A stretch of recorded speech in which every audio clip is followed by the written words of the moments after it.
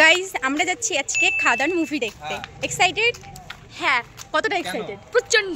চলো গাইস প্রথম থেকে শুরু করি। আমরা যখন জানতে পারি রায়গঞ্জ সিনেমা হলে এত সুন্দর একটা ডিসকাউন্ট চলছে, অ্যাকচুয়ালি ওটা ডিসকাউন্ট বলা ভুল হবে। আমার যতদূর শোনা আর কি আজকের দিনে নাকি এই মাল্টিপ্লেক্সটা উদ্বোধন হয়েছিল, তার জন্য আজকের টিকিট অনেকটা পরিমাণে ছাড় দেওয়া হয়েছে। মেইন কথা হলো আজকে সিনেমা হলের অ্যানিভার্সারি ছিল, তবে আমি সঠিক কিনা জানি না, বাট এত সুন্দর একটা অফার শুনে নিজেকে কন্ট্রোল করে রাখতে পারি। প্রথমে তো শুনে আমরা বিশ্বাসই করতে পারিনি যে আসলেই এই ব্যাপারটা সত্যি। আমরা কনফার্ম হওয়ার জন্য ডিসাইড করলাম যে গিয়েই জানা যাক যে আসলেই কি এতটা টিকিটে ডিসকাউন্ট দেওয়া হচ্ছে কিনা। তারপর একদম রেডি হয়ে আমরা বেরিয়ে পড়লাম একেবারে যাওয়ার জন্য। আমরা যাচ্ছিলাম 4-5 জন মিলে, তার থেকে 2-3টে টিকিট আমরা আগেই অনলাইন থেকে কেটে নিয়েছি। আর আমাদের বাড়ি থেকে খুব একটা দূরে না বলে দাদার সাথে চলে আসলাম স্কুটি করে।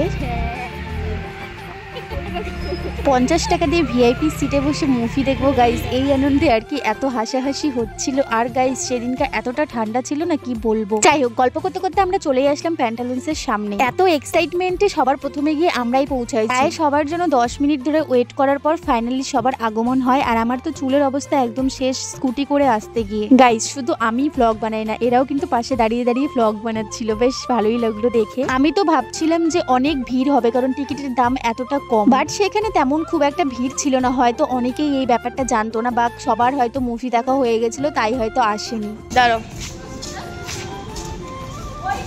আমিও একটু ফাঁকা টাকা পেয়ে একটু ভিডিও করে নিলাম। তারপর থেকে সবাই অলরেডি চলে এসেছে, আর আমাদের যে টিকিটটা বাকি ছিল কাটা, সেই টিকিটটাও আমরা কেটে নিলাম তাড়াতাড়ি ফটাফট করে আর কি।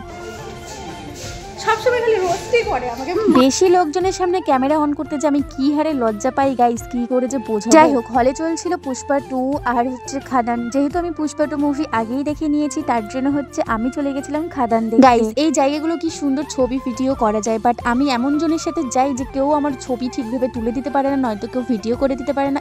প্রবলেমই প্রবলেম। যাই হোক, বেশি ভিডিও আর ফটো না তুলে আমরা চলে গেলাম তারপর লিফটে করে 2 ফ্লোরে। এইখানে ছিল দেবের একটা বড় পোস্টার, যেখানে আরো কয়েকটা ছবি ভিডিও করে আমরা চলে গেলাম ভেতরে। আর ভেতরে এতটা অন্ধকার ছিল, মানে মুভি একদম চালু হয়ে গেছে। সবার প্রথমে এসেও আমাদেরকে লাস্টে যেতে হলো। আর কি বলবো, ইস এ আসে তো ও আসে না, ও আসে তো এ আসে না, এইরকমই আর কি চলছিল।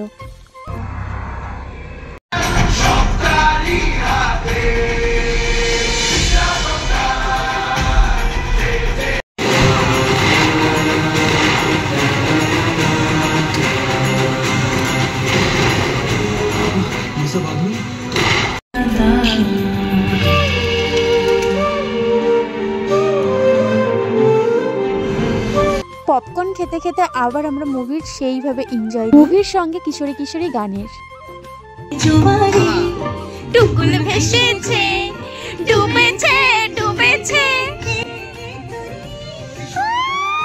আমি এতটাই অলস যে পপকর্নের বক্স থেকে পপকর্ন উঠিয়ে খাবো এটাতেও আমার আলসি লাগছিল, তার জন্য আমি কোলের মধ্যে পপকর্ন ঢেলে নিয়েছিলাম।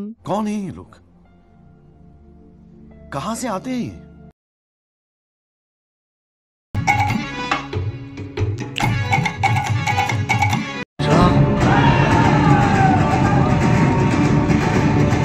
শুয়ে শুয়ে যে মুভিটা দেখতে কি মজা লাগছিল গাইস, কি আর বলবো। আমার মনে হচ্ছে যদি আবার এরকম অফার দেয় আমি তো যাবোই।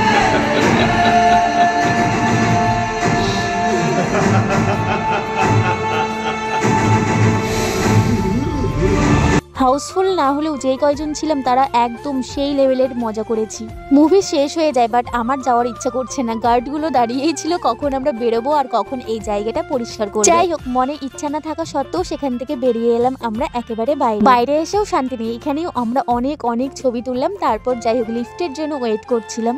আমরা এমনই পাবলিক, মানে যেই ফ্লোরেই যাব সেই ফ্লোরেই আমাদেরকে ছবি তুলতে হবে। এখানে আমি হালকা করে মডেল হওয়ার চেষ্টা করছিলাম, যেই গুণ আমার এক ফোঁটাও নেই।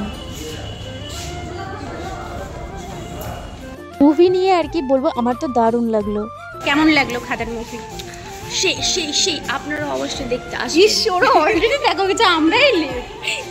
তারপর গাইস সবাই সবার মতো বাড়ি ফিরে যায়, আর আমি সবার রিভিউ নিতে থাকি। প্রচন্ড এনজয় করলাম। হ্যাঁ এবার বল, তখন তো হয়নি। ঠিক আছে না, কেমন লাগলো? প্রচন্ড ভালো। তোমার কেমন এনজয় হয়েছে? চরম, বলা যায় না। কি বলা যায় না? এরকম হিট বই এখনো আসেনি। अरे कहना क्या चाहते हो? আমাদের মুভি দেখা শেষ গাইস, আমরা এখন বাড়ি যাচ্ছি। হ্যাং হ্যাং করতে ওটা কিন্তু কাট কিন্তু জানি গাইস ব্লগটা সেইভাবে কন্টিনিউ করতে পারিনি, কারণ এই বলছে তো ও ওই বলছে। যাই হোক, এখানে একটু হালকা করে সিনেমাটিক শর্ট নিতে গিয়ে হায় রে হায়, এই গাড়ি আসছে তো ওই গাড়ি আসছে, মানে কোনো দিকে শান্তি নেই। যতবার ভাবলাম যে একটু সুন্দর করে সিনেমাটিক শর্ট নিব, আর এই পেছন থেকে গাড়ি আসছে তো সামনে থেকে গাড়ি আসছে, প্রত্যেকবার আমাদের সাথে এই জিনিসটাই ঘটেছে। একটুখানি রাস্তার মধ্যে ভিডিও করবো যে তারও একটু শান্তি নেই। मैं क्या करूं फिर, जॉब छोड़ दूं?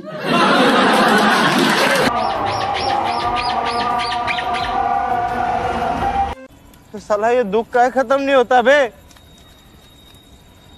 কি আর বলবো, কিচ্ছু বলার নেই। যাই হোক, দেখা হচ্ছে নেক্সট ব্লগে, টাটা।